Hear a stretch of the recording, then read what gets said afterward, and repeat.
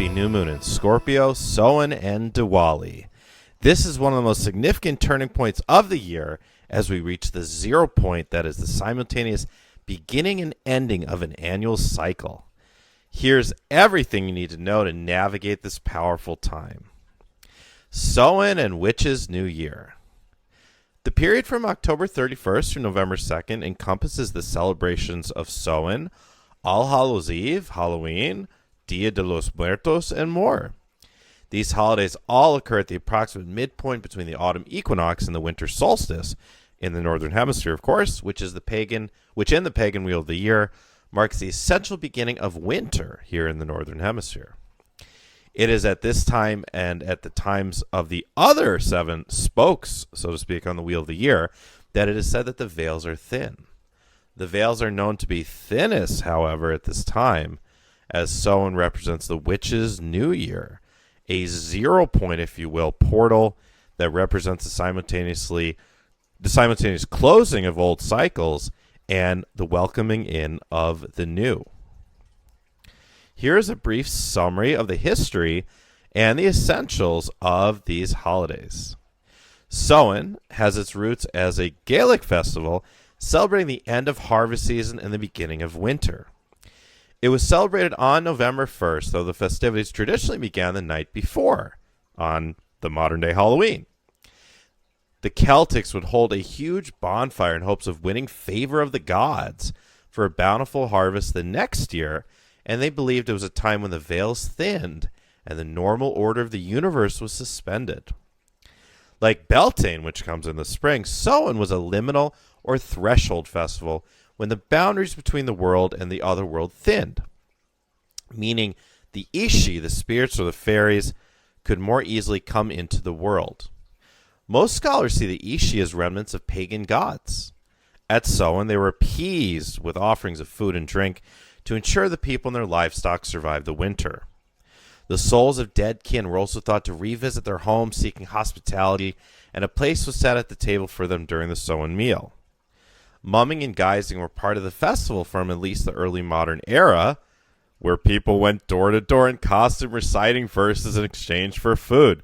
So on Halloween, when you handed out candy to the kids, this stems all the way back to mumming and guising from the Celtic times. The costumes may have been a way of imitating and disguising oneself from the Ishi. Divination was also a big part of the festival and often involved nuts and apples. In the late 19th century, John Rees and James Fraser suggested it was the Celtic New Year, but that is disputed. Now, it is considered, as I'll mention in a moment, the Witches' New Year. According to Irish mythology, Samhain, like Beltane, was a time when the doorways to the other world opened, allowing supernatural beings and the souls of the dead to come into our world. While Beltane was a summer festival for the living, Samhain was essentially a festival for the dead. In 609 AD, Pope Boniface IV endorsed May 13th as a Catholic holiday commemorating all Christian martyrs. It was argued that by 800 there's evidence that churches in Ireland, Northumbria, and Bavaria were holding a feast commemorating All Saints on November 1st, which became All Saints' Day. Alcuin of Northumbria recommended his friend Arno of Salzburg, Bavaria, for holding the feast on this date. James Fraser suggests the date was a Celtic idea, being the date of Samhain, while Ronald Hutton suggests it was a Germanic idea, writing that the Irish Church commemorated All Saints on April 20th. Some manuscripts of the Irish Martyrology of Talat and Martyrology of Angus, which date to this time, have a commemoration of All Saints of Europe on April 20th, but a commemoration of All Saints of the world on November 1st. Some have suggested that Alcuin could have used his influence with Charlemagne to introduce an Irish Northumbrian feast of All Saints of the Frankish Empire. And in 835 AD, November 1st was officially adopted in the Frankish Empire at the behest of Pope Gregory IV. In the 11th century AD, November 2nd became established as All Souls' Day. This created the 3-day observance known as All Hallowtide, All Hallows Eve, which is now Halloween, October 31st, All Hallows Day on November 1st, and All Souls' Day on November 2nd. It is widely believed that many of the modern secular customs of All Hallows Eve, Halloween, were influenced by the festival of Samhain. Other scholars argue that the Samhain influence has been exaggerated and that All Hallows also influenced Samhain itself. And that's all from the Samhain Wikipedia page if you want to check out more. The Day of the Dead, in Spanish Dia de Muertos or Dia de los Muertos, is a holiday celebrated from October 31st through November 2nd inclusive, though other days such as November 6th may be included depending on the locality. It originated in part in Mexico, where it is mostly observed, but also in other places, especially by people of Mexican heritage elsewhere. Although associated with the Western Christian All Hallowtide observances of All Hallows Eve, All Saints' Day, and All Souls' Day, it has a much less solemn tone and portrays a holiday of joyful celebration rather than mourning. The multi-day holiday involves family and friends gathering to pay respects and to remember friends and family members who have died. These celebrations can take a humorous tone as celebrants remember funny events and anecdotes about the departed. Traditions connected with the holiday include honoring the deceased using calaveras and Aztec marigold flowers known as Cempasúchil, building home altars called ofrendas with the favorite food and beverage of the departed, and visiting graves with these items as gift for the deceased. The celebration is not solely focused on the dead, as it is also common to give gifts to friends, such as candy sugar skulls, to share traditional pan de muerto with family and friends, and to write lighthearted and often irreverent verses in the form of mock epitaphs dedicated to living friends and acquaintances, a literary form known as calaveras literarias. And that's all from the Day of the Dead Wikipedia if you want to check out more. Marking the midway point between the solstice and equinox, the 3-day period inclusive of the final day of October and the first 2 days of November really does represent the earnest beginning of winter in many parts of the U.S., Canada, and Europe. It's metaphorically a time when we connect with the spirit world to gather guidance about what is in our path for the long winter months ahead. Spend this time connecting with your ancestors, giving gratitude, and gathering guidance and blessings for your year ahead. This Samhain, coinciding with this powerful Scorpio new moon, and a portal opening grand water trine between Mercury and Scorpio, Mars and Cancer, and the retrograde Neptune and Pisces, has this being a rarely powerful time to connect with the other side. Here's some good ideas on how to connect with the other side. And please let me know in the comments below if you're listening on the Higher Self channel if you have any other ideas on how you have been or how we should be connecting with our ancestors during this portal. Light a candle and speak what you want to speak to your ancestors. A candle is an amazing way to open up a portal to the other side. Write letters to your ancestors. Do you hear or feel anything while or after you're penning them? Set a place for your ancestors at the dinner table. As I mentioned, has been the custom going back to Celtic times. Call all of your ancestors and pets that have passed too into the room with you. See what you feel and hear from them. My mother and I did this tonight. We gathered and we called in all of our ancestors, and it was a really powerful experience. Thank your ancestors for all that they have passed down to you and for looking after and guiding you. Ask your ancestors for guidance on your journey ahead. Ask your ancestors to help you understand an aspect of you or your life better. Write a note to your ancestors and leave it under your pillow and see what guidance comes to you in your dreams. If you'd like some guided assistance in connecting with your ancestors, please email me, youaredivinehuman@gmail.com. My email is also in the pinned comment below if you're listening on the Higher Self channel, to purchase my Healing Your Feminine Mother Wounds and or Healing Your Masculine Father Wounds master classes. They're just $33 a piece, and in both we take astral journeys to connect with your ancestors going many centuries back. It's fascinating. I've gotten so many insights in those as to where my wounds come from and also where my gifts come from. New moon in Scorpio. Happy new moon in Scorpio. This new moon at 9.5 degrees of Scorpio became exact at 8:47 a.m. New York time, which was 12:47 Greenwich Mean Time, yesterday on Friday, November 1st, 2024. The sign of Scorpio holds a special place in my heart. As someone with a Scorpio sun and predominantly Scorpio chart, it is absolutely my favorite sign. It was my birthday during this portal as well, so feel free if you would like to. I always appreciate birthday wishes. Please feel free to comment below or even email me if you'd like. I love the depth, the passion, and the life or death feeling of intensity that Scorpio represents. And this year's Scorpio new moon occurred shortly after my birthday. Scorpio is the shaman sign. It is the negotiation between the darkest darks and the brightest lights. It is an oscillation between hell and heaven. This, of course, has tremendous spiritual value, as every time you plunge into the depths of pain and suffering, you bring back with you invaluable wisdom for the journey ahead. I'll tell you my story. I did not come into this position as a healer and a spiritual teacher just by reading some books. No. It's been this hell to heaven and back again shaman's journey for me, which absolutely still continues. And this has been a hell of a year for me, as were the last two. So many ups and downs. And every time I think I'm super up, then comes the down. And every time I think I'm super down, then comes the up. And thus is Scorpio. Scorpio is the sign of death and transformation, as depicted in the death card in the tarot. If you live in a cold part of the world, you can look outside now and see the dead leaves on the ground as winter approaches. Of course, the trees are only lightening their load in order to prepare for the upcoming deep freeze, while giving space for brand new growth to emerge the following spring. This is Scorpio. It's all about letting go of what is dying or dead in order to allow for new growth to occur. And to have this Scorpio new moon coinciding with Samhain. Samhain, as I said, is the beginning and the ending. It's the Ouroboros. It's the the snake eating its own tail. It's a 0 point.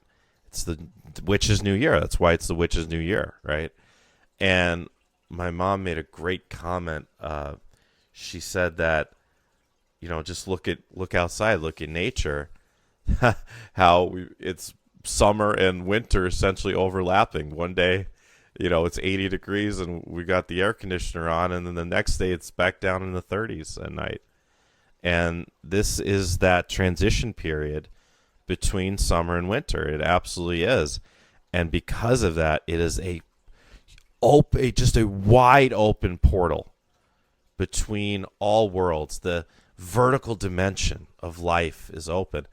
And this is why it's such a great time to connect with the past and the future, to connect with our ancestors, and to contemplate on what's ahead.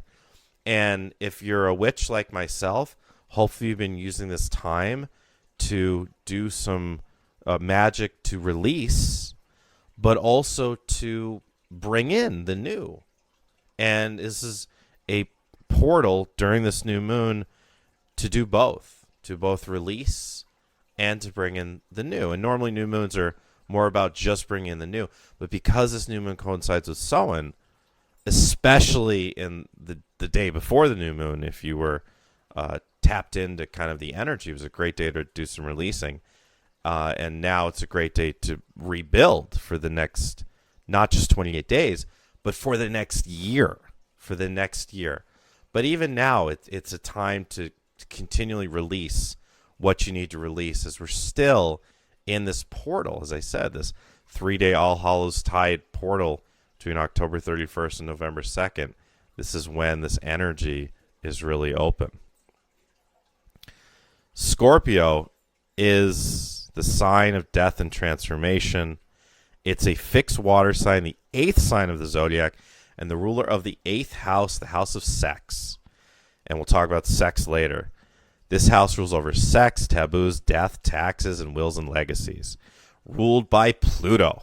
Oof, I love Pluto. I'm ruled by Pluto, the planet of death, destruction, and transformation. Transformation, because like Pluto can get a bad rap, right? But Pluto is the planet of transformation, and if you're also ruled by Pluto, for me, I've got Sun conjunct Pluto. For you, maybe you've got Pluto conjunct your Sun like me, or Pluto conjunct your Moon, or Pluto on your Ascendant, or Pluto conjunct Jupiter or something like that. So if you're Plutonian nature, you know what I'm talking about. Like, transformation is just a part of you. And as you walk through this world, naturally you emanate these codes of transformation that others receive. And you naturally just have that effect of assisting people to step up to that next level and to evolve to that next level. And it's a beautiful thing. And also yourself, your whole life becomes about conscious evolution, conscious transformation. A fixed sign, Scorpio is stubborn and loyal. As a water sign, it is deeply emotional. I'm often told that I can be a bit dramatic. And I think if you know any Scorpio suns or Scorpio risings, you would agree that they can be a bit dramatic. Scorpio suns and Scorpio risings are known to have an air of mystery and intrigue about them. Scorpio suns, moons, and risings are generally naturally psychic and intuitive. If you're close with any Scorpios in your life, you probably already know that they don't let many people get very close to them. Scorpios can often be secretive and sometimes even paranoid about letting others know too much about them. Scorpio is, of course, associated with the scorpion. Its glyph is an M with the tail pointed outward like a scorpion stinger. The M's tail is also a phallic symbol. Scorpio rules over the genitals and sex in general, but especially the aspect of sex that has to do with power exchanges, taboos, and deeply rooted psychological aspects, aka Freudian psychology. Scorpio suns, risings, Venuses, and Marses tend to be very sexual people. As the most deeply emotional of all the zodiac signs, Scorpio invites us to really honor the depth of all of our emotions, especially the uncomfortable ones like rage, fear, and grief. It asks for us to acknowledge the presence of shame and guilt within.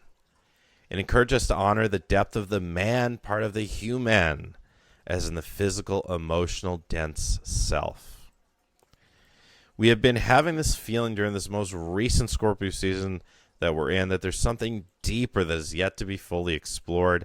Like there's a totally new level of rawness beneath the surface that is yet to come fully up. Scorpio, being the sign of death, rebirth, and transformation, is bringing this up now.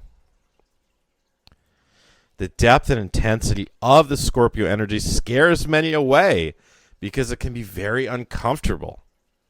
However, for those brave enough to explore the depths of one's own consciousness and emotional body, the reward is karmic transmutation, which is one of the very reasons you came to this planet in the first place. And it's one of the most important facets of the ascension journey. With Chiron, the wounded healer and also the great teacher of the zodiac, or of the planets, sexiling Jupiter, the portal is open for us to step up to a whole new level of completeness as far as our roles as healers, teachers, and service workers go. The portal into this deeper level of completeness is the journey of navigating our emotional triggers. These triggers point directly to our core wounds. And as we face our core wounds head on, we step into the next level of mastery as far as teachers and healers. Remember, you are both a teacher and a student at the same time, always. And with Mercury being in Scorpio, these triggers are certainly coming up. We are feeling the need right now to be really honest and direct with our thoughts, feelings, and emotions.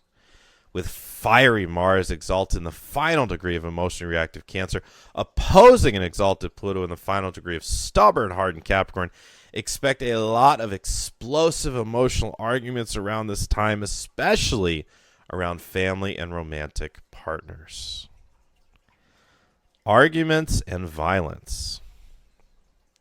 With Mars in emotional Cancer, which gets easily triggered, opposing Pluto, coinciding with Mercury opposing the retrograde Uranus, and all of the intense Scorpio energy about to boot, arguments are very easy to come by at this time, especially with family and romantic partners. The key to surviving the next 2 weeks around the people whom you feel or get often triggered by is to, as best you can, allow the emotional trigger to pass before responding. And this is not easy sometimes, I know, even for me. Take a breath, take a walk, etc. And remember, the slower and more deliberately you tend to communicate anyways, the more likely you are able to let the emotional trigger pass if you're accustomed to really taking your time to listen and to speak. And as a fast-talking New Yorker, it's definitely something I've always been working on, is speaking slowly and more deliberately more often. And as I said, it really can help you to take that pause and let the emotion pass. As Dr. Joe Dispenza teaches, an emotion, like physiologically, the biochemistry of an emotional experience only lasts for 9 seconds, I believe. But the mind can take that 9 seconds and make it into 9 hours, 9 days, 9 years. The mind can perpetuate any emotional experience as long as you continue to dwell upon it. Whereas the biochemical reaction is very fleeting. If you allow that to, this is why it's so important to take a pause if you receive an emotionally triggering email. Let it sit for a day or at least a couple hours. That's something I've learned very well over the years, because you let it sit and you look back on the email a little bit later and you realize you totally misinterpreted in the first place, or it's just not even worth getting into. Expect the days leading up to, and this is why it's even more important, especially for us Americans right now, to be emotionally calm as we can around this time. Expect the days leading up to and after Tuesday's U.S. presidential election to be really emotional and contentious, and stay tuned for my election forecast. If you haven't heard it yet, stay tuned. I will give it at the end. Perhaps more than ever in U.S. history, violence and social unrest are very possible. Expect to see some sort of escalation in the Middle East as well next week with this bluntly awful Mars-Pluto opposition. Just a dreadful astrological aspect right now. But, of course, everything happens for a reason, and in reality, no aspects are good or bad. The lens of non-duality, with which astrology absolutely teaches us, all aspects, everything that occurs in the skies has lessons attached to it, and we really can't just blanket categorize anything as good or bad. But to be human with astrologists just for a moment, it is somewhat of a dreadful aspect. Explosive arguments, though, for example, in relationships, can be a wonderful portal to harness the Scorpio energy and have a really deep healing, clearing, and expansive discussion. Think about it. How many times have you had the most deep, important, impactful conversations with your loved ones after an explosive argument? You know, it'd be nice if we were as evolved as the Pleiadians or the Syrians and were able to just have these in-depth conversations with one another just on their own. And some of us are getting there. But for the most part, a lot of times this is the case, especially with family and partnerships. It takes some sort of blow up to really get down to what really needs to be said and to allow the healing to happen. So, you know, if you could see the benefit of, obviously don't go looking to pick fights with your loved ones, but if arguments happen, can you make something positive out of it? Is there some discussion that can be had that's going to make it a experience that you look back upon and say, okay, wow, maybe it wasn't super comfortable, but that was really healing. The beautiful grand water trine right now between Mercury and Scorpio, Mars in Cancer, and the retrograde Neptune in Pisces absolutely supports this having, you know, this really deep healing, clearing, expansive discussions. And it's interesting because you could look and you could see, like, also Mercury opposing Uranus as being an example of also, again, potentially like explosive, you know, arguments, but then attached to that, Mercury not only has that that opposition attached to it is this grand water trine. And ditto for Mars. Mars is this dreadful opposition to Pluto. Why am I sounding so British today? This dreadful opposition to Pluto, and but yet it's also attached to this beautiful grand water trine. So although this is an explosive time, it is just as much a really deep, raw, real healing and clearing time for karmic relationships. And all, believe you me, all of your family members and all of your romantic partners and all of your ex-romantic partners and all of your really good friends, these are all karmic relationships, meaning your souls have much more experience with one another and have soul contracts that reflect this than just in the context of this particular lifetime. And what a beautiful thing that is if you really dwell upon that. What a gorgeous experience as a soul to be able to traverse many lifetimes with another soul. And every time you meet each other for the first time, it seems brand new, but on a deeper level, it feels like it's not new, right? What a beautiful experience that is to have. And one of the really miraculous experiences of being in a third density as we are here on Earth. And whatever violence that does occur on the world stage, it amplifies the counterforce of peace and love on this planet. Force, counterforce. Remember, we can always reverse engineer this as well. And you can use every day to spread the light of peace and love to the world. And I, of course, encourage all of you to do exactly that. And in the spirit of Samhain, remember, you can ask your ancestors to help you with this. This Mars-Pluto opposition is also having us feel lustful. Sex, lust, and dating. This is the sexiest lunation of the year. Scorpio and its ruler Pluto rule over sex. Venus is also in flirty Sagittarius, being opposed and activated by Jupiter in Pisces. Now is the time to understand who you are better as a sexual being. If you're in a relationship, make sure to open up this portal and explore with your partner. Sex is our nature. We are made from sex. All of nature is made from sex. The desire to procreate drives us to succeed and actualize. This Scorpio season, and right now especially, is about embracing sex as the sacred essence of life. It's the nectar of life, if you will. This is a time to look within and examine whatever blocks, traumas, or reservations you have around sex.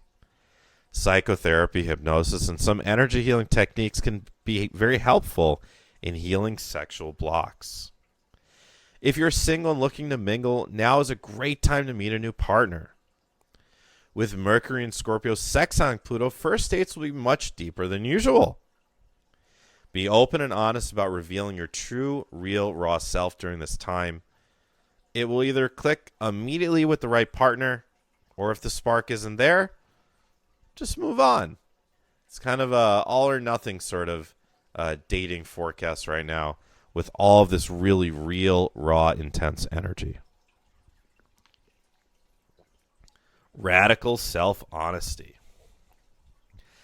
During this time, you won't be able to help but to be totally honest with yourself about what really matters to you.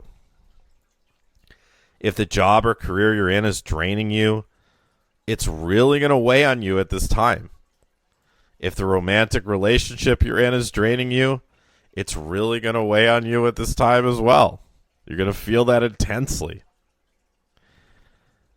If the living situation you're in is not tenable, you will feel an intense call to move away from it at this time. Honesty with the self is key at this time. You should be feeling free to be you. With Mercury opposing Uranus right now, freedom is very much on our minds.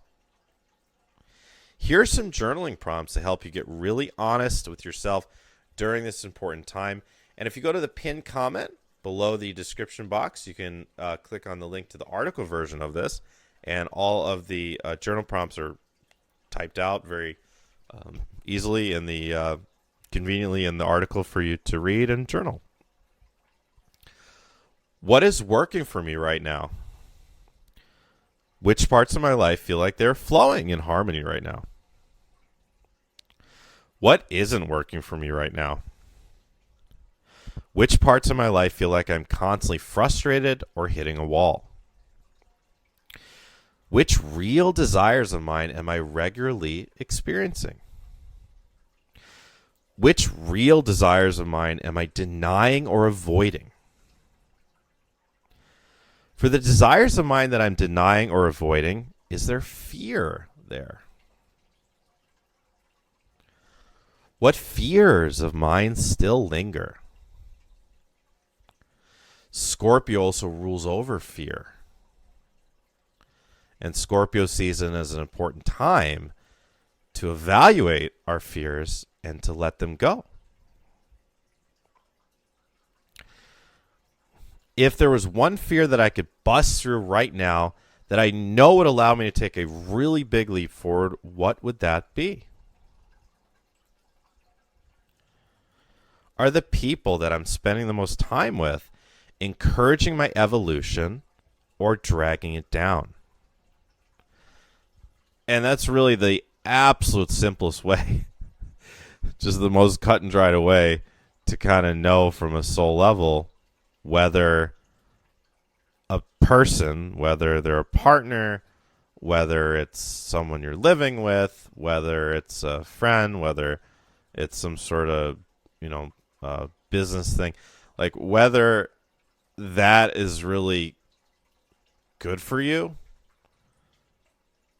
Is the relationship, is spending that time with that person encouraging your evolution or dragging it down? Are there changes that I need to make in my relationships? Are there difficult conversations I might need to have with others? And that's such a Scorpio question. Is my living environment giving me life?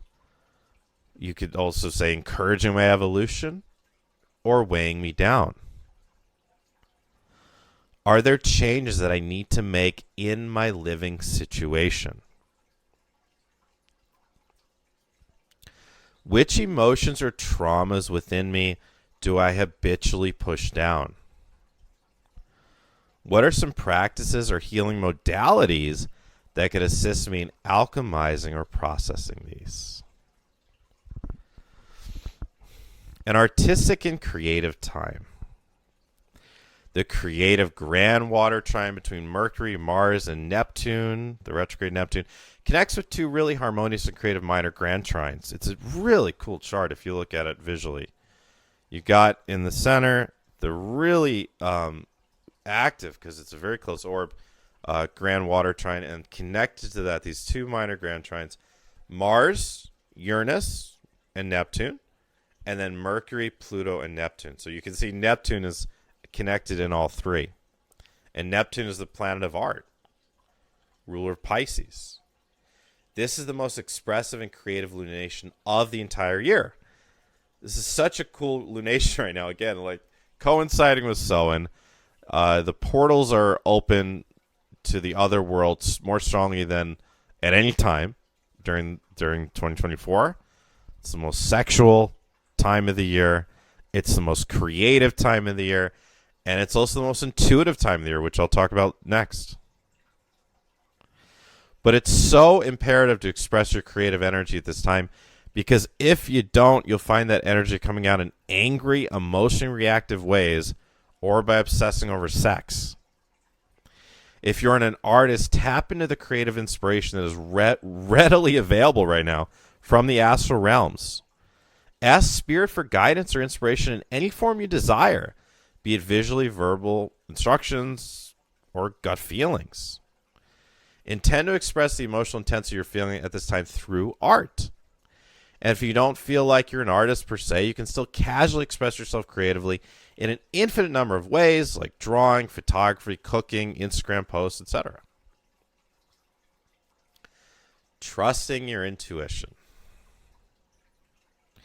With this beautiful grand water trine, as I've talked about so much during this because it's so important, between Mercury and Scorpio, Scorpio being the sign of knowingness, Mars in Cancer, Cancer being the sign of gut feelings, and the retrograde Neptune in Pisces, Neptune being the planet of intuition. This all coinciding with Samhain. As I said, this is the absolute easiest time of all of 2024 to access your inner knowingness. Trust what you feel at this time. Trust the intuitive hits that come your way, especially the ones that just come spontaneously. Trust what your gut is telling you. Trust what your dreams are telling you. Trust the psychic information that comes to you through others that just feels right. With Mercury in Scorpio, this is a really great time to journal on what you're receiving at this time, both so you remember it and so that you can better make sense of it. And hey, if you need some help from a master in accessing your intuition, I'm pretty darn intuitive and psychic now, but I wasn't always. I mean, I was always somewhat, but not as good as I am now. So I'm here to help you if you'd like. Purchase my Refining Your Intuition Masterclass. Again, just $33 for any of my masterclasses. Email me, youaredivinehuman@gmail.com. Developing mediumship abilities. In the wake of this powerful Scorpio and Samhain portal, this is the absolute best time of the year to explore and refine mediumship skills. Remember that mediumship is a skill, though yes, some are naturally more gifted than others. But it can be learned by almost all, and eventually by all. And hey, if you'd like to get started on your mediumship journey, I have another suggestion. You can purchase my Intro to Mediumship Masterclass. Again, just $33. Please don't go out there and spend thousands of dollars with other teachers, healers out there that are mainly trying to rip you off and just become millionaires, but, maybe, in my opinion, at the expense of sacrificing their integrity a lot of the times. I've got these incredible masterclasses that will teach you everything you need to know, and most of them are just $33. $33 to learn mediumship. Not 1,000, not 5,000, 33 buckaroos. Email me, youaredivinehuman@gmail.com. My email is also in the pinned comment below. And also consider enrolling in my 15-week Comprehensive Tarot Reading course beginning November 10th, and I'll tell you about that a little bit later. U.S. presidential election forecast. All right. Well, we made it to this point. If you have not yet heard my forecast, those of you that have been in my Ascending as One group have. But for a lot of you, you have not heard this yet. And I just want to preface this by saying this is simply a forecast based on my psychic receiving and the macro astrology. Please, I just would ask, don't be mean to me. If you don't agree with my forecast, that's fine. Post a comment below, please. Let me know who your guides or your information or the astrology you're looking at is telling you who's going to win. Okay? But this is just what I've received, and this is what I've been receiving ever since this candidate came into the race. But Kamala Harris will be elected the 47th president of the United States, though by a razor-thin margin in the Electoral College, winning by one state, essentially.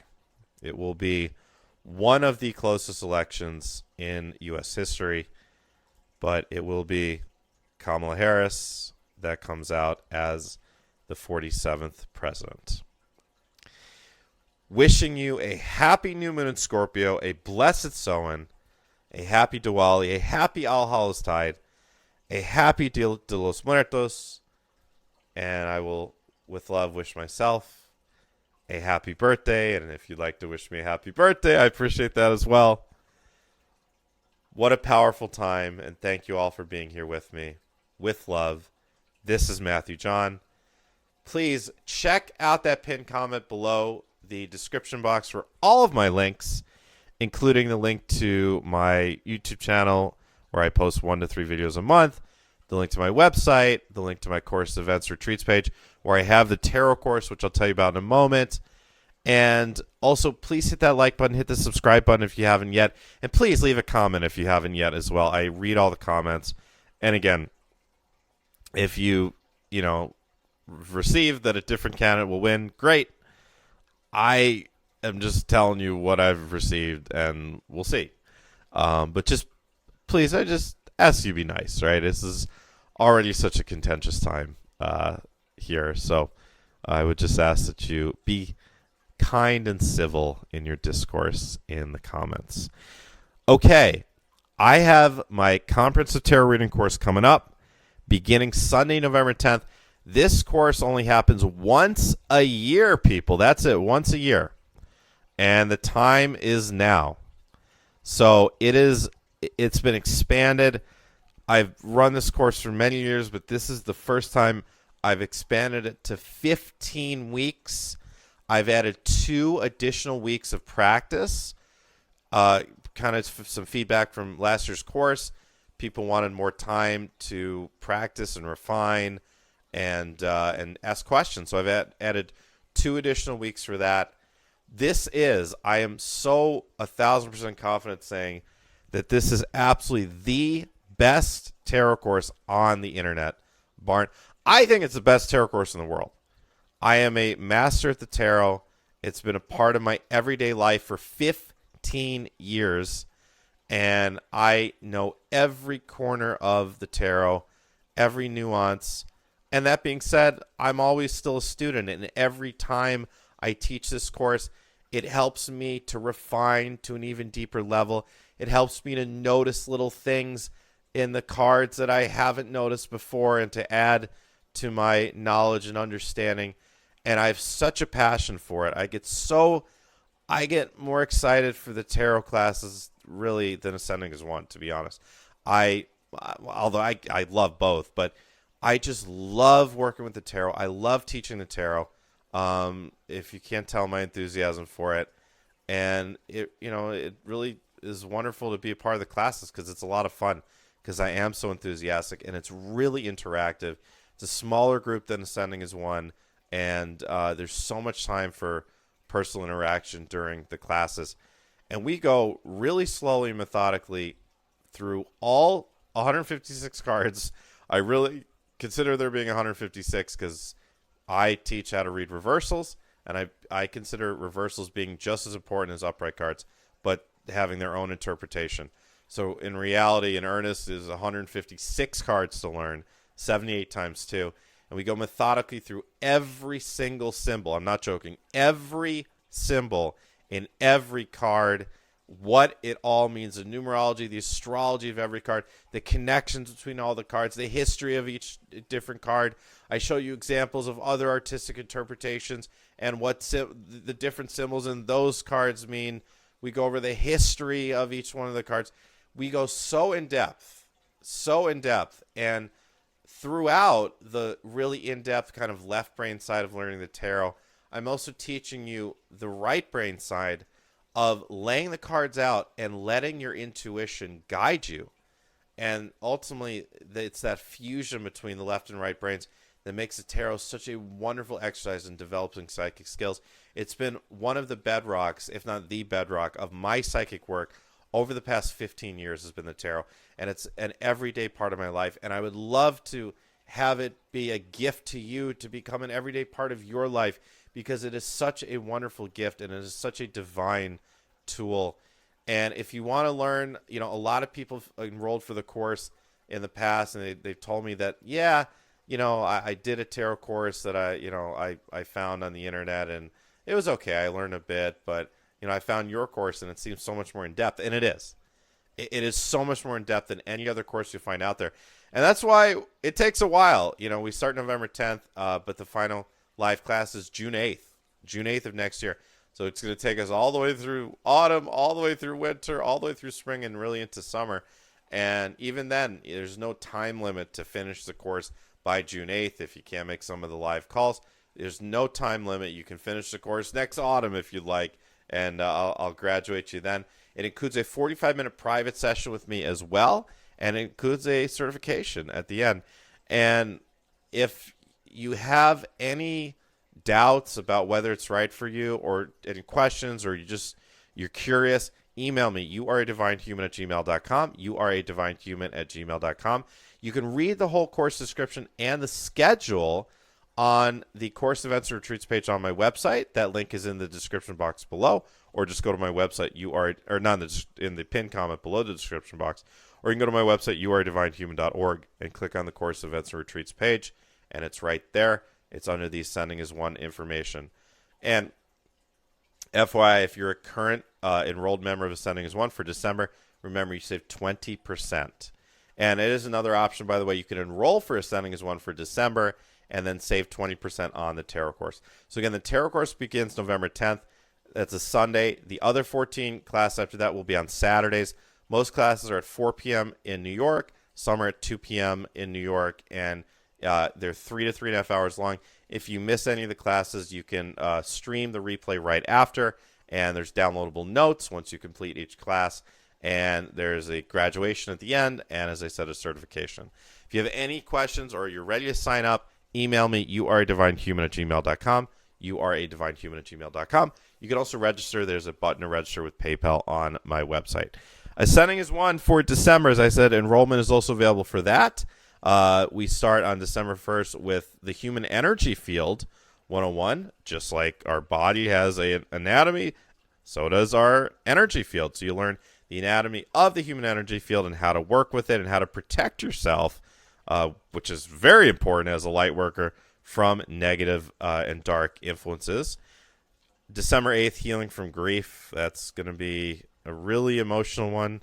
Samhain is a really emotional time as it is. It's a time to grieve your ancestors that have passed, as well as connect with them. December 8th on Ascending as One, we're really going to dive headfirst into the emotional and spiritual experience and understanding the soul contracts involved in grief as well. December 15th, Astrology 101.